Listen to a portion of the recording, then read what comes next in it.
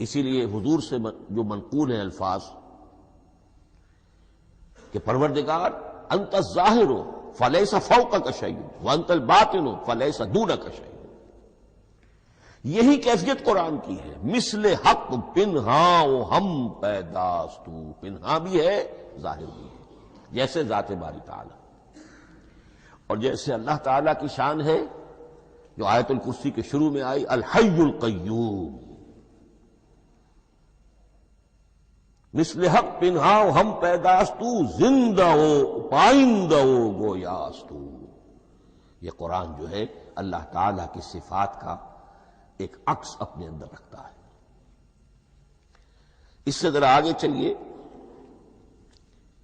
کلام کے بارے میں۔ اب کلام الہی ظاہر بات ہے کہ صفت ہے، اور صفت قدیم ہے۔ اللہ کی صفات حادث نہیں ہے، اللہ کی ذات بھی قدیم ہمیشہ سے ہے، اور اس کی صفات بھی قدیم ہمیشہ سے۔ اور یہ جو کلام الہی ہے، ظاہر بات ہے کہ یہ جو ہماری زبان کے حروف و اصوات ہیں، کلام الہی تو ان سے منزہ ہے، مبرہ ہے، ماورا ہے، اعلیٰ ہے، عرفہ ہے۔ ہماری زبانوں کے حروف و اصوات، الفابیٹس جگہ جگہ تبدیل ہو جائیں گے، انگریزی کے کچھ اور ہیں، اردو کے کچھ اور ہیں، عربی کے کچھ اور ہیں۔ کلام الہی ان تمام سے آگاہ، عرفہ، منزہ اور مبرہ ہے۔ یہ کلام الہی جب بھی نازل ہوا ہے، ظاہر بات ہے حضرت موسیٰ پر اگر کتاب اتاری گئی وہ بھی علم الہی سے آئی، لیکن وہ عبرانی زبان میں آئی۔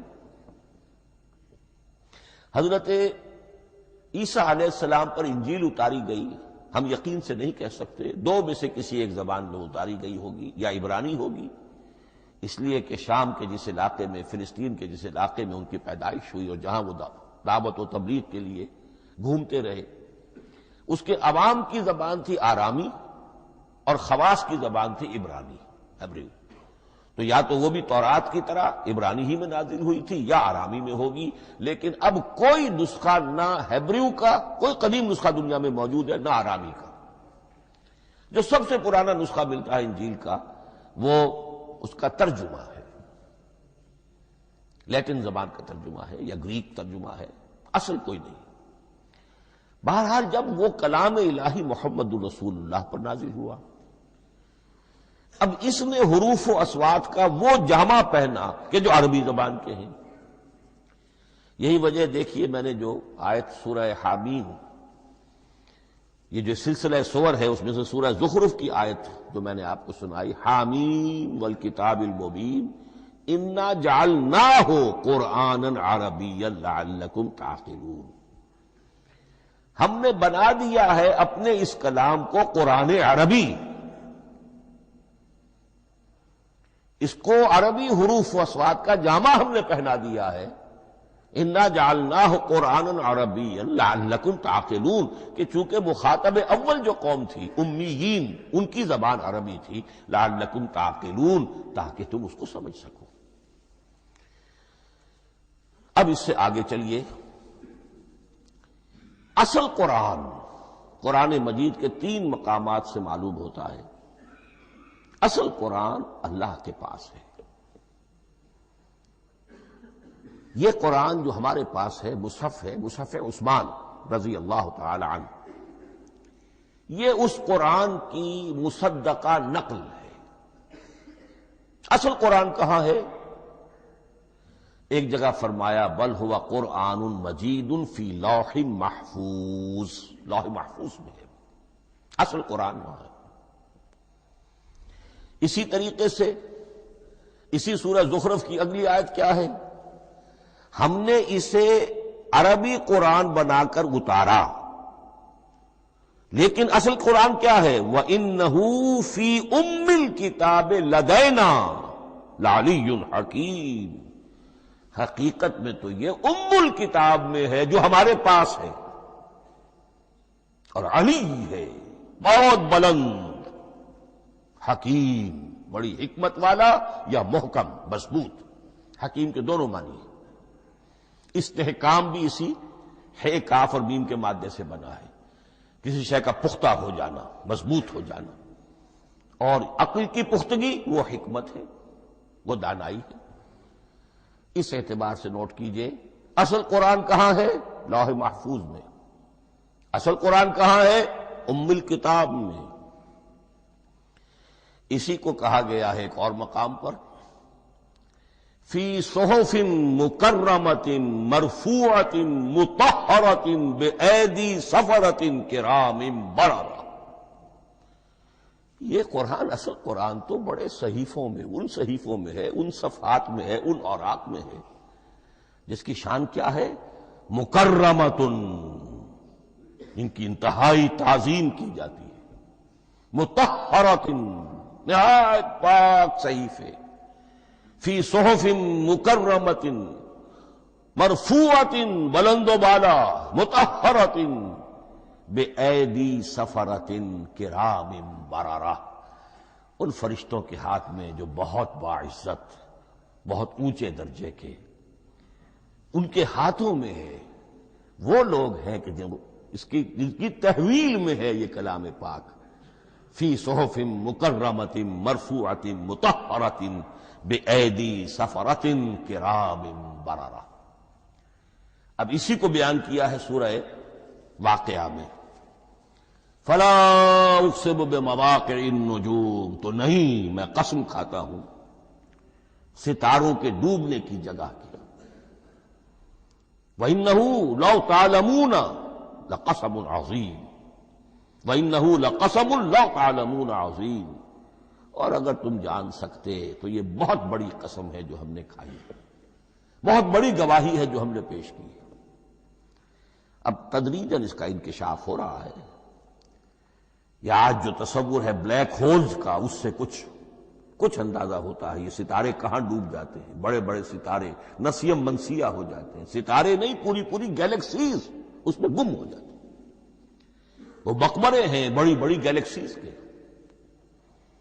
فلا اقسم بمواقع النجوم وانه لقسم لو تعلمون عظیم انه لقرآن کریم، یہ قرآن ہے بہت باعزت، فی کتاب مکنون، اور یہ اس کتاب میں جو چھپی ہوئی ہے۔ یہ لؤلؤ مکنون کا لفظ آتا ہے قرآن مجید میں، جیسے موتی ہوتے ہیں انہیں چھپا کر رکھا جاتا ہے ڈبیوں میں، مخملی ڈبیوں کے اندر موتیوں کو، اسی طریقے سے فی کتاب مکنون، لا یمسہ الا المطہرون، وہ صحیفے بھی بہت مطہرہ تھے اور ان کو چھو نہیں سکتے مگر وہی جو انتہائی پاک ہیں، ملائکہ مقربین، جن کے قریب سے بھی ہو کر معصیت یا گناہ کا کوئی تصور تک نہیں گزر سکتا، وہ ہیں جو اس کو چھوتے ہیں، ان کے ہاتھوں میں ہے، ان کی تحویل میں ہے۔ یہ ہے وہ چیزیں کہ جس سے اندازہ ہوا کہ اصل قرآن کہاں ہے۔ یہ جو ہمارے پاس ہے در حقیقت یہ نقل مطابق اصل ہے، مصدقہ نقل ہے۔ اب اس میں آپ سے عرض کر دوں کہ ایک بہت خوبصورت بات ہمیں جو ملتی ہے، تورات میں جو استثناء، جو صفر استثناء ہے، ڈیوٹرانومی، اس کے 18ویں باب میں 18ویں اور 19ویں آیات جو ہیں اس میں ذکر موجود ہے، میں ان کے لیے انہی کے بھائیوں میں سے تیری مانند ایک نبی برپا کروں گا۔ اللہ تعالیٰ کلام فرما رہے ہیں یہاں حضرت موسیٰ علیہ السلام سے، آج بھی موجود ہے اولڈ ٹیسٹمنٹ، ڈیوٹرانومی یا کتاب استثناء، صفر استثناء، اس کا 18واں باب، اس کی 18ویں اور 19ویں آیات، جب چاہیں جا کر دیکھ لیں۔ میں ان کے لیے ان کے بھائیوں ہی میں سے تیری مانند ایک رسول اٹھاؤں گا، میں ان کے لیے انہی کے بھائیوں میں سے تیری مانند ایک نبی برپا کروں گا اور اپنا کلام اس کے منہ میں ڈالوں گا، اور جو کچھ میں اس سے کہوں گا وہی وہ ان سے کہے گا۔ یہ ہے جو پیشین گوئی ہے محمد الرسول اللہ صلی اللہ علیہ وسلم کی۔ اور یہاں وہ فرق واضح کر دیا گیا، اے موسیٰ تم سے تو یا تو ہم نے کلام کیا ہے یا تمہیں جو کتاب دی ہے وہ لکھی ہوئی دی ہے، لیکن جو نبی تیری ہی مانند میں برپا کروں گا۔ اب اس میں بھی نوٹ کرنے کی بات ہے کہ حضرت موسیٰ کے مشابہ نبی اکرم صلی اللہ علیہ وسلم کے سوا کوئی نبی نہیں.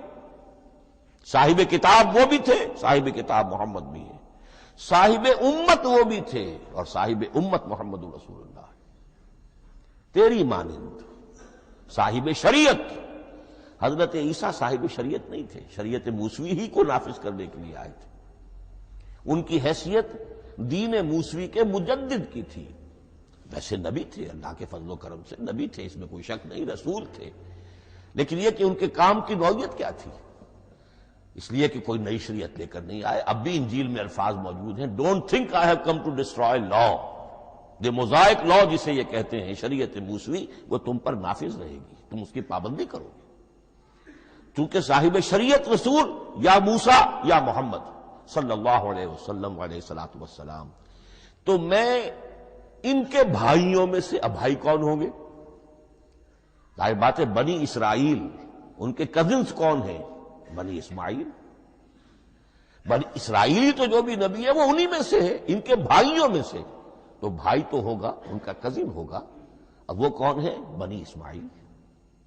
آپ نے ابھی سنا ہوگا جب پیس ٹریٹی ہوئی تھی اور کلنٹن صاحب آئے تھے، اور وہاں جب شاہ حسین جو ہیں اردن کے وہ بھی آئے اور بغل گیر ہوئے تھے، اسرائیل کے وزیر اعظم تھے، تو اس وقت یہ لفظ استعمال کیا تھا صدر کلنٹن نے کہ آپ لوگ تو آپس میں کزنز ہیں. لفظ کزن استعمال کیا تھا.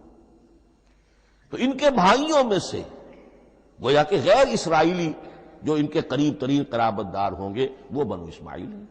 تیرے مانند صاحب شریعت نبی میں برپا کروں گا، لیکن اس پر جو میرا کلام اترے گا وہ کس شکل میں اترے گا؟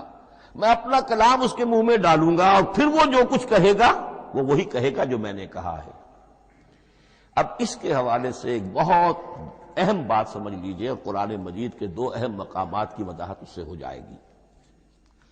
یہ کلام اللہ، قرآن مجید میں اس کو قول جبرائیل بھی کہا گیا ہے. کلام اللہ حضرت جبرائیل کے ذریعے سے جب ادا ہوا ہے تو قول جبرائیل ہے،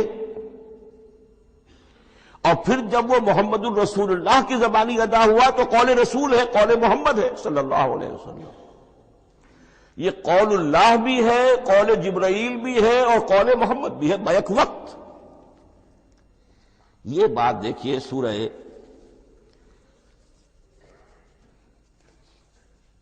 اذا السماء انفجرت، اس میں یہ سورت جو الفاظ آئے ہیں، انہ لقول رسول کریم، سورۃ تکویر، اذا الشمس كورت، انہ لقول رسول کریم ذی قوت عند ذی العرش مکین مطاع ثم امین وما صاحبکم بمجنون. یہ یہاں پر حضرت جبرائیل کا ذکر ہو رہا ہے.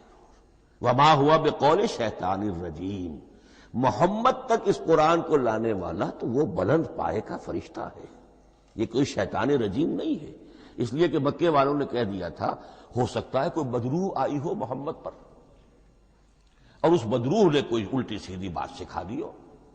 نہیں، انہ لقول رسول کریم. یہاں رسول کریم کون ہے؟ حضرت جبرائیل.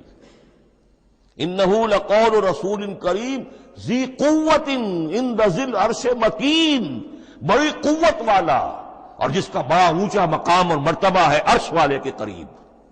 ذی قوت عند ذی العرش مکین مطاع ثم امین. وہ فرشتوں کے مطاع ہیں، فرشتے ان کی اطاعت کرتے ہیں، فرشتوں کے سردار ہیں، اور پھر ساتھ ہی پورے امین ہیں. جبرائیل امین، یہ ہم لفظ استعمال کرتے ہیں. اور اس کے بعد آگے جا کے فرمایا وما ہوا بقول شیطان الرجیم، یہ کسی شیطان رجیم کا قول نہیں ہے. اب یہاں اس سورہ تکویر میں قرآن کو قول جبرائیل قرار دیا گیا. لیکن سورۃ الحاقہ میں چلیے، اس کے آخر میں آتا ہے انہ لقول رسول کریم وما ہوا بقول شاعر قلیلا ما تؤمنون ولا بقول کاہن قلیلا ما تذکرون تنزیل من رب العالمین. یہاں اب رسول کریم سے مراد محمد الرسول اللہ صلی اللہ علیہ وسلم.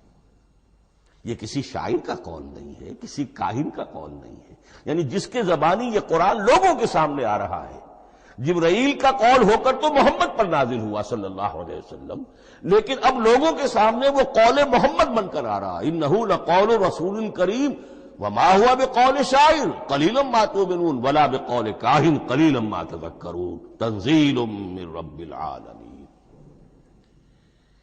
تو قرآن مجید کلام اللہ ہے، پھر وہ قول جبرائیل بنا جب جبرائیل نے آ کر محمد کو سنایا، اور پھر وہ قول محمد بنا جب محمد کی زبان مبارک سے لوگوں نے اسے سنا، اہل عرب نے سنا، اور پھر وہ بات پھیلتی چلی گئی۔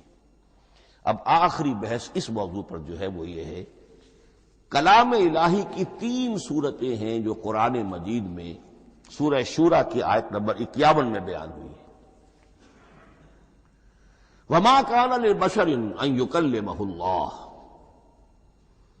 کسی بشر، کسی انسان کی یہ حیثیت نہیں ہے، مقام نہیں ہے کہ اللہ اس سے کلام کرے۔ یہ نہیں کہا کہ اللہ کے لیے ممکن نہیں ہے، نہیں، اللہ کے لیے تو ہر شے ممکن ہے، لیکن کسی بشر کا یہ مقام نہیں ہے کہ اللہ اس سے کلام کرے۔ مخلوق ہے، بشر ہے۔ ما کان لبشر ان یکلمہ اللہ الا اب 3 شکلیں آئیں، الا وحیا او من وراء حجاب او یرسل رسولا فیوحی باذنہ ما یشاء انہ علی حکیم۔ 3 صورتیں ہیں کلام الہی کی، یا تو براہ راست اللہ وحی کرتا ہے بغیر کسی فرشتے کی درمیان میں ذریعہ بنائے ہوئے، اسی کا نام الہام ہے، اسی کا نام تحدیث ہے۔ یہ غیر نبی کے ساتھ بھی ہوتا ہے۔ حضور نے فرمایا ہر نبی کی امت میں محدث ہوتے تھے جن سے اللہ کلام کرتا تھا، اور میری امت کا محدث عمر ہے رضی اللہ تعالی عنہ۔ محدث، محدث نہیں، محدث کے معنی ہے علم حدیث کا ماہر۔ امام بخاری محدث ہیں، امام مسلم محدث ہیں۔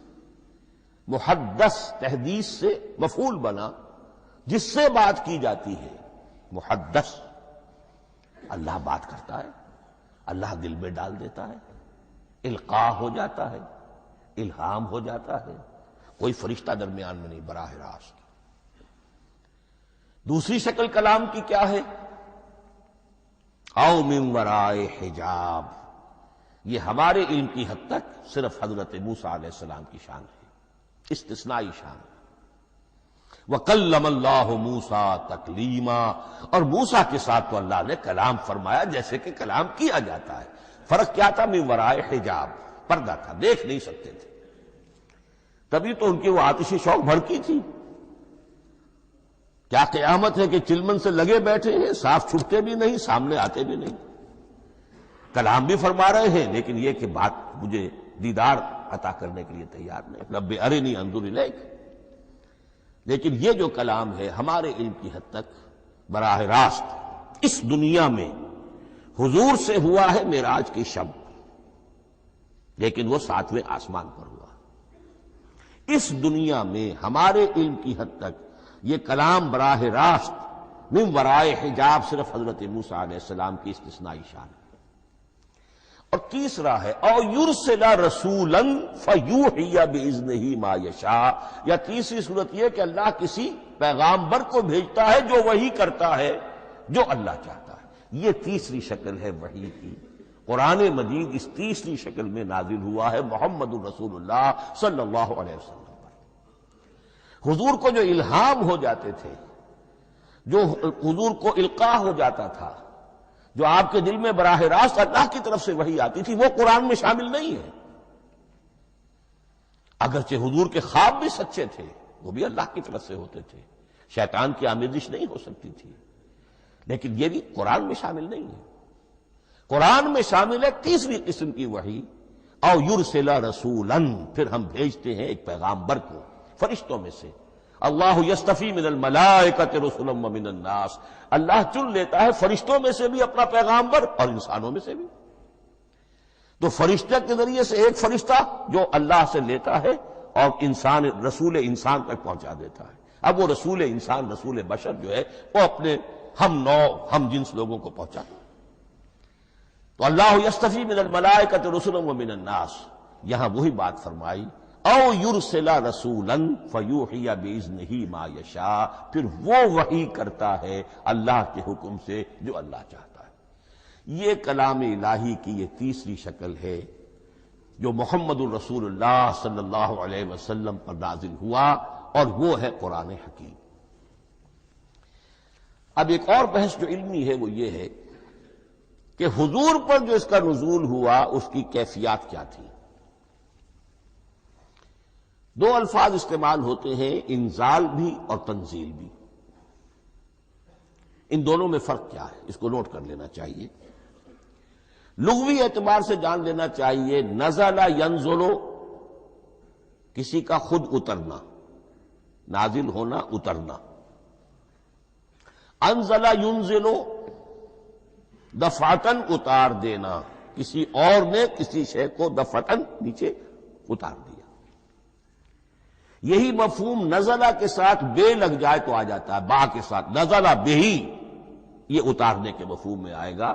لفظی ترجمہ یہ بھی کر سکتے وہ اترا اس شے کے ساتھ، نزلہ بہ الروح الامین، اس کو لے کر نازل ہوا خود روح الامین فرشتہ علی قلب کا، اے محمد صلی اللہ علیہ وسلم آپ کے قلب مبارک پر۔ تو نزلہ بے اور انزال اس کے معنی ایک ہی ہے، لیکن اگلا لفظ ہے تنزیل، نزل ینزل تنزیلا، اس کے معنی ہے رفتہ رفتہ، تدریجاً، نجمن نجمن، تھوڑا تھوڑا کر کے، وقفے وقفے سے اتارنا۔ جیسے عربی میں اعلام کہیں گے کسی کو کچھ بتا دینا، باخبر کر دینا، مطلع کر دینا، بھائی مطلع کر دیا میں نے، اب تم جانو تمہارا کام، یہ اعلام کہلائے گا۔ تعلیم کسے کہتے ہیں؟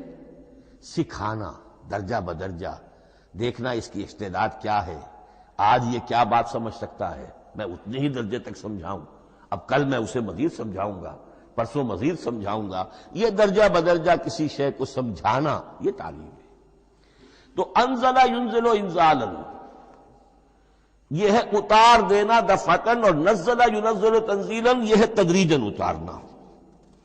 اب قرآن مجید کے لیے یہ دونوں الفاظ مستعمل ہیں، لیلۃ القدر اور لیلۃ المبارکہ۔ اب یہ دو بھی نوٹ کر لیجئے، قرآن مجید میں چونکہ اہم مضامین کم سے کم دو جگہ پر ضرور آتے ہیں۔ انا انزلناہ فی لیلۃ القدر، یہاں انزلنا ہے، نزلنا نہیں ہے، انزلنا ہے، ہم نے اتارا اس کو لیلۃ القدر میں۔ اور باقی صورت تو آپ کو یاد ہوگی، وما ادراک ما لیلۃ القدر، لیلۃ القدر خیر من الف شہر، تنزل الملائکۃ والروح فیہا باذن ربہم من کل امر، سلام ہی حتی مطلع الفجر۔ لیکن یہ اہم مضمون قرآن مجید میں دوسری جگہ بھی ہے، سورہ دخان کے شروع میں فرمایا حامیم والکتاب المبین انا انزلناہ فی لیلۃ مبارکۃ انا کنا منذرین فیہا یفرق کل امر حکیم امرا من عندنا انا کنا مرسلین رحمتا من ربک انہ هو السمیع العلیم۔ یہ لیلۃ المبارکہ ہے، ایک ہی ہے، لیلۃ القدر اور لیلۃ المبارکہ، ان دونوں کے لیے وہی انزلنا کا لفظ آیا۔ لیکن یہ کہ سابقہ کتابوں کے اعتبار سے قرآن مجید کا فرق واضح کیا گیا ہے، مثلا سورہ نساء کی آیت نمبر 136 بہت نمایاں ہے، بہت نمایاں۔ وہاں فرمایا گیا یا ایھا الذین آمنوا آمنوا باللہ ورسولہ والکتاب الذی نزل علی رسولہ والکتاب الذی انزل من قبل۔ اے ایمان کے دعوے دارو، حقیقتاً ایمان لاؤ، ایسے ایمان لاؤ جیسے ایمان لانے کا حق ہے، اللہ پر بھی اور اس کے رسول پر بھی، اور اس کتاب پر بھی جو اللہ نے اپنے رسول پر نازل فرمائی، اور اس کتاب پر بھی جو اللہ نے پہلے نازل فرمائی۔ لیکن نازل کے لیے یہاں آیا حضور کے لیے والکتاب الذی نزل علی رسول، تنزیل کی شکل میں، اور تورات کے لیے والکتاب الذی انزل من قبل، وہ تو دفعتاً واحداً لکھی ہوئی تختیوں کی شکل میں حضرت موسیٰ علیہ السلام کو دے دی گئی تھی۔ تو یا ایھا الذین آمنوا آمنوا باللہ ورسولہ والکتاب الذی نزل علی رسولہ والکتاب الذی انزل من قبل۔ یہ جو تنزیل ہوئی ہے حضور پر، یعنی لیلۃ القدر میں جو رمضان مبارک میں ہے، پورا قرآن لوح محفوظ سے، کتاب مکنون سے، ام الکتاب سے نقل کر کے اتار دیا گیا سمائے دنیا تک۔ پہلا آسمان جسے ہم کہتے ہیں سمائے دنیا، وہ آسمان جو قریب ترین ہے دنیا کے، وہاں سے اب یہ درجہ بدرجہ تھوڑا تھوڑا، چند آیتیں، چند سورتیں، پھر آیتیں، پھر سورتیں، یہ نازل ہوا محمد الرسول اللہ صلی اللہ علیہ وسلم پر۔ گویا کہ پہلا مرحلہ انزال کا ہے، پورا قرآن لوح محفوظ یا کتاب مکنون یا ام الکتاب سے نقل کر کے اتار دیا گیا سمائے دنیا تک۔ یہ ہے انزل ینزل انزالا، انا انزلناہ فی لیلۃ القدر انا انزلناہ فی لیلۃ مبارکہ۔ لیکن محمد الرسول اللہ پر یہ نازل ہوا اب تھوڑا تھوڑا، نجمن نجمن، درجہ بدرجہ، تدریجن۔ یہ ہے تنزیل۔ اس تنزیل کی حکمت قرآن مجید میں بیان ہوئی ہے، اور اس اعتبار سے کہ اہل عرب نے، اہل مکہ نے اعتراض کیا تھا کہ یہ پورا قرآن کیوں نہیں محمد ایک ہی مرتبہ پیش کر دیتے صلی اللہ علیہ وسلم۔ اس میں جو چیز مضمر تھی وہ یہ تھی کہ چونکہ یہ حقیقت میں اللہ کا کلام نہیں ہے، یہ محمد کا اپنا کلام ہے، تو کوئی شاعر دنیا میں ایسا نہیں ہے جو ایک دم اپنا پورا دیوان دے دے۔ وہ تو ساری عمر میں تھوڑا تھوڑا، آج غزل کہی، کل قصیدہ کہا، پرسوں کچھ اور کہا، پھر وہ جمع ہوتا ہے تو وہ دیوان بنتا ہے۔ اسی طریقے سے تو یہ کر رہے ہیں۔ اگر یہ اللہ کا کلام ہوتا تو بیک وقت آ جاتا۔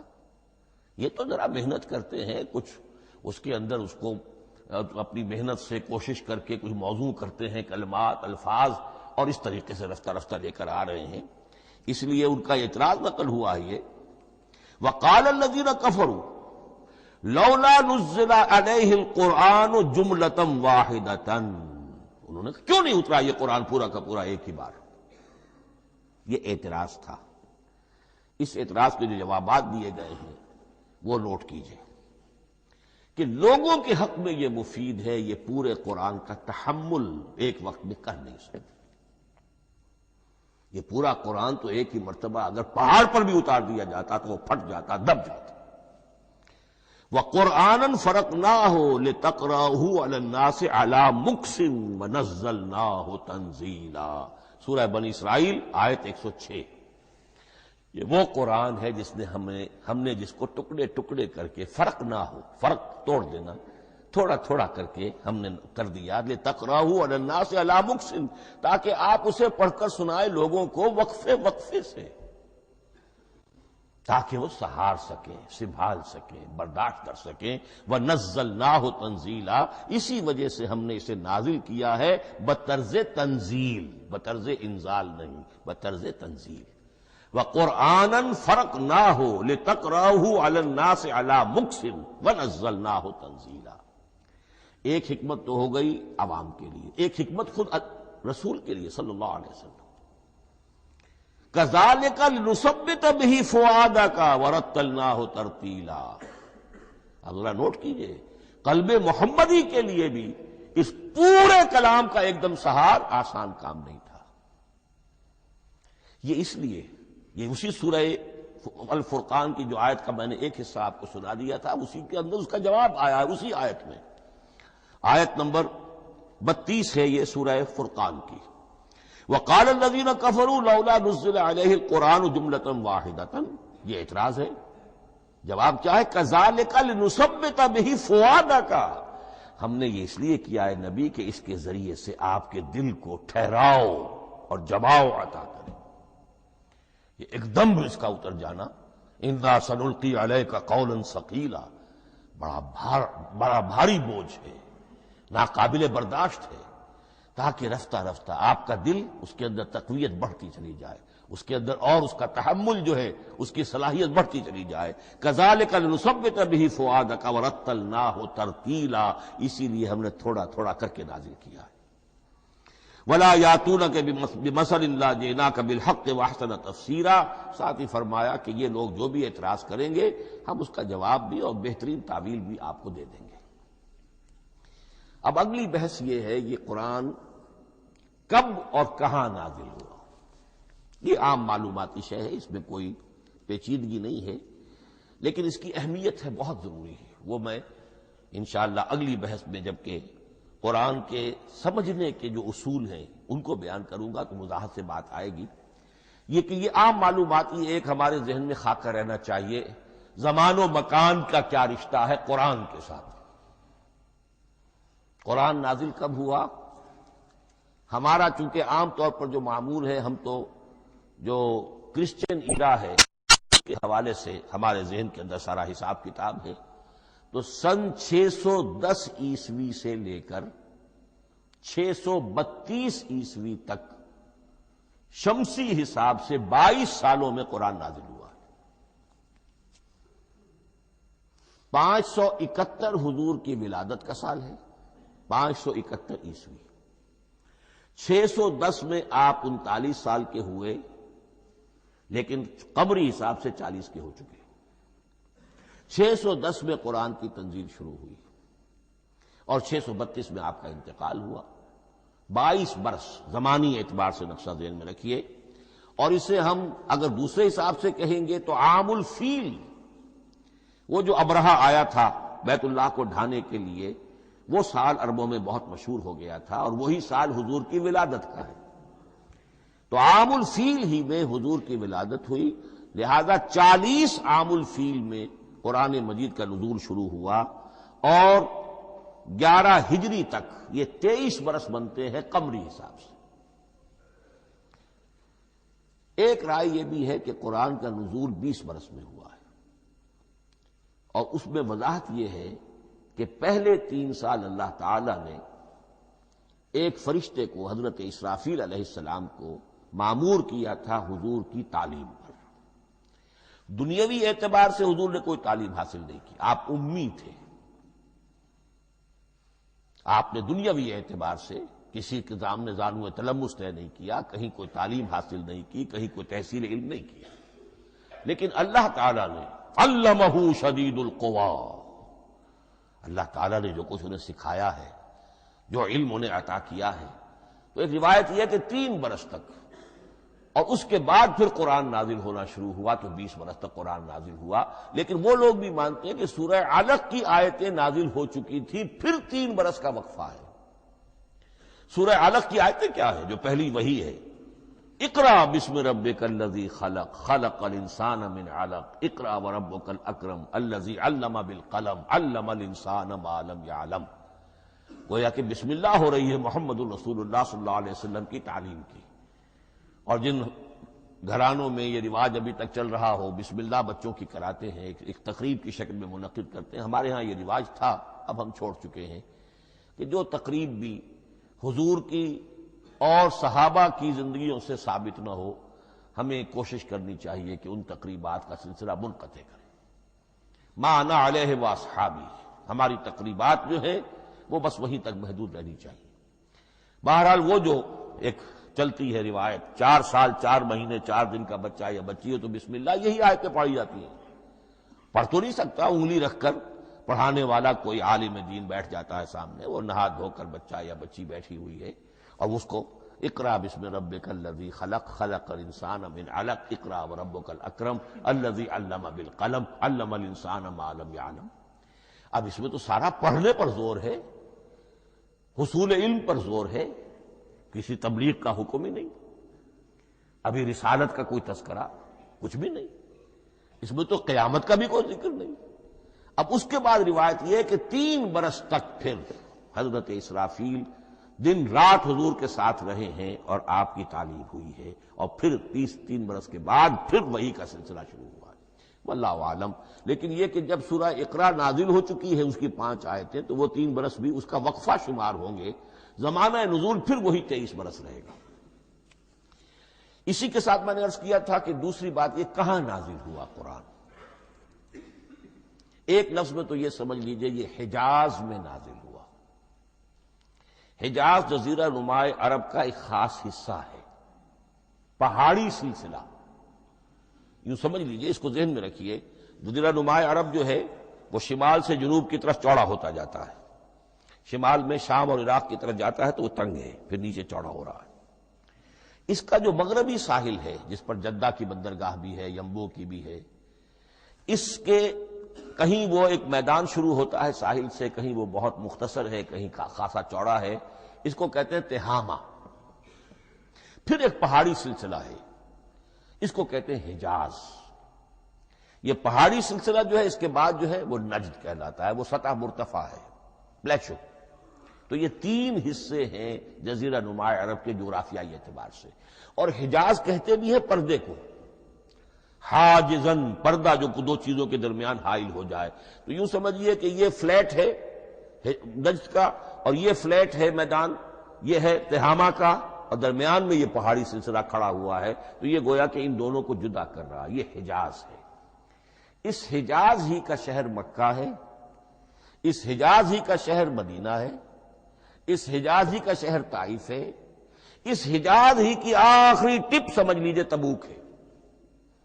تو حضور صلی اللہ علیہ وسلم کی پوری زندگی آغاز وحی کے بعد سے لے کر وہ اسی علاقے کے اندر، پہلے آپ مکے میں تھے، قرآن مجید کی جو صورتیں اس دور میں نازل ہوئیں یا آیتیں نازل وہ مکیات کہلاتی ہیں۔ پھر آپ نے ہجرت کی، اور ہجرت کر کے جب آپ جا رہے تھے اس دوران میں بھی کچھ قرآن نازل ہوا اثناء ہجرت میں۔ پھر آپ مدینے تشریف فرما ہوئے، اب وہ ہم کہتے ہیں مدنی قرآن، لیکن مدنی قرآن سارا مدینے میں نازل نہیں ہوا۔ آپ کبھی جا رہے کسی مہم پر، کسی جنگ کے لیے، غزوہ بدر کے لیے آ گئے ہیں، تو وہاں جو آیات نازل ہو رہی ہیں وہ مدینے میں تو نہیں ہو رہی۔ براڈ تقسیم تو یہی ہے، مکی مدنی۔ ہجرت سے قبل جو کچھ نازل ہوا وہ مکی، ہجرت کے بعد جو کچھ نازل ہوا وہ مدنی۔ لیکن صرف مدنی کہنا صحیح نہیں ہے۔ اثناء سفر تبوک، اتنا طویل سفر ہے آپ کا، اس کے دوران آتے جاتے قرآن نازل ہوتا رہا۔ لیکن یہ بات نوٹ کر لیجئے کہ پورا قرآن حجاز ہی میں نازل ہوا ہے۔ یہ تمام شہر، یہ تمام علاقہ حجاز کہلاتا ہے۔ ایک اور بحث جو ہم اسی اپنی پہلی نشست میں مکمل انشاءاللہ کر لیں گے، وہ ہے محفوظیت قرآن کی بحث۔ میں نے عرض کیا تھا کہ تین چیزوں پر ہمارا عقیدہ مشتمل ہے۔ یہ اللہ کا کلام ہے، نمبر ایک، نازل ہوا محمد الرسول اللہ پر صلی اللہ علیہ وسلم، اسی لیے ہم نے کلام سے متعلق کچھ مباحث علمی گہرائی میں اتر کر وہ سمجھے، حضور پر اس کے نزول، انزال اور تنزیل کے مختلف مراحل کو سمجھا۔ اب اس کی محفوظیت کے اعتبار سے واقعہ یہ ہے کہ واحد کتاب ہے پوری دنیا میں، واحد کتاب جس کے بارے میں دشمن بھی تسلیم کرتے ہیں، چاہے وہ اسے اللہ کا کلام نہ مانے، لیکن یہ مانتے ہیں کہ بعین ہی وہ شے جو محمد نے اپنی امت کو دی تھی آج بھی امت کے پاس صحیح موجود ہے۔ ظاہر بات ہے اگر تو اسے اللہ کا کلام مانے، وہی مانے، تب تو مسلمان ہی ہو گئے۔ وہ تو یہی کہتے ہیں کہ بہرحال محمد نے چاہے خود لکھا، تصنیف کیا، جو بھی کچھ کیا اس کو چھوڑ دیجئے، لیکن جو شے محمد نے اپنی امت کو دی تھی صلی اللہ علیہ وسلم، بعین ہی وہ شے موجود ہے۔ تو یہ محفوظیت قرآن کی جو ہے، جبکہ کوئی اور دنیا کی کتاب اس کی مدعی ہی نہیں۔ تورات والوں کا سرے سے یہ دعویٰ ہی نہیں ہے۔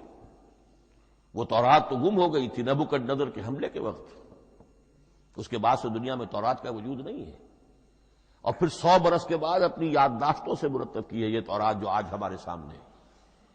انجیل کا جیسا کہ میں عرض کر چکا ہوں، کوئی نسخہ جو ہے نہ عبرانی کا موجود ہے نہ آرامی زبان کا ہے۔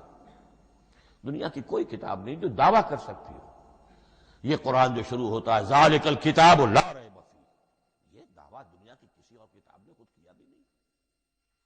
اس کی بھی جس قدر پرشکوہ الفاظ میں علامہ اقبال نے اس کی ترجمانی کی ہے، انہی کا حصہ ہے۔ حرف اورا ریب نئے، تبدیل نئے، آیش شرمندہ تعویل نئے۔ اس قرآن کے کسی حرف میں کوئی تحریف ہو جانا نہیں، امکان ہی نہیں، قطعی طور پر کسی لفظ کا بدل دیا جانا نہیں، حرف اورا ریب نئے، تبدیل نئے، اس میں کسی کا شک پر مبنی ہونا نہیں، آیش شرمندہ تعویل نئے۔ اس کی آیت کوئی بھی ایسی نہیں جسے تروڑا مروڑا جا سکے، یہ اپنی حفاظت خود کرتی ہے۔ لا یاتیہ الباطل من بین یدیہ ولا من خلفہ، حامیم السجدہ کی آیت نمبر 42۔ اس پر باطل حملہ آور ہو ہی نہیں سکتا۔ انا نحن نزلنا الذکر وانا لہ لحافظون، ہم ہی نے یہ الذکر نازل کیا ہے اور ہم ہی اس کی حفاظت کرنے والے ہیں۔ جہاں تک پہلے ٹکڑے کا تعلق ہے اس آیت مبارکہ کا، اس میں تو تورات بھی آئے گی۔ تورات کس نے نازل کی؟ اللہ نے نازل کی۔ انجیل کس نے نازل کی؟ اللہ نے نازل کی۔ انا انزلنا التوراۃ فیہا ھدی ونور، یہ سورہ مائدہ میں الفاظ ہیں۔ انجیل کے بارے میں بھی ہم نے انجیل عطا کی عیسیٰ کو، فیہ ھدی ونور۔ لیکن یہ کہ انا نحن نزلنا الذکر، اس کو اس قدر تاکید کے ساتھ کہہ کر وانا لہ لحافظون، اور ہم ہی اس کے محافظ ہیں۔ لیکن اس موضوع پر اہم ترین مقام جو ہے قرآن مجید کا، وہ سورہ قیامہ کی یہ آیات ہے، لا تحرک بہ لسانک لتعجل بہ۔ جب قرآن نازل ہوتا تھا حضور جلدی جلدی زبان کو حرکت دیتے تھے، یاد کر لیں، مبادا کہیں بھول جاؤ، مبادا کوئی لفظ جو ہے تبدیل ہو جائے۔ یہ مشقت جو آپ جھیل رہے تھے، اس سے اللہ نے روک دیا از راہ شفقت اور محبت۔ لا تحرک بہ لسانک لتعجل بہ ان علینا جمعہ وقرآنہ، ہمارے ذمے ہے اس کو جمع کر دینا، آپ کے سینے میں جمع کر دیں گے اس کو۔ اور صرف جمع کرنا نہیں، قرآن، ترتیب۔ قرآن ہوتا ہے پڑھا جاتا ترتیب سے، یعنی ترتیب نزولی۔ یہ بعد میں ہماری علیحدہ بحث بھی آئے گی کہ ترتیب نزولی اور ہے، ترتیب مصحف اور ہے۔ یہ ترتیب بھی ہم کروا دیں گے، یہ بھی ہمارے ذمے ہے۔ ان علینا جمعہ وقرآنہ فاذا قرأناہ فاتبع قرآنہ، پھر جب ہم جس ترتیب سے پھر آپ کو پڑھائیں اسی ترتیب کی پیروی کیجیے۔ یہ جو ہے کہ قرآن کا جمع اور تدوین، یہ بھی اللہ تعالیٰ نے اس کی ضمانت لی، اور اس کی ترتیب بھی اللہ تعالیٰ ہی کی ضمانت سے ہے۔ اس اعتبار سے محفوظیت قرآن کے یہ دونوں پہلو ہمارے سامنے رہنے چاہیے۔ بارک اللہ لی ولکم فی القرآن العظیم ونفعنی وإیاکم بالآیات والذکر الحکیم۔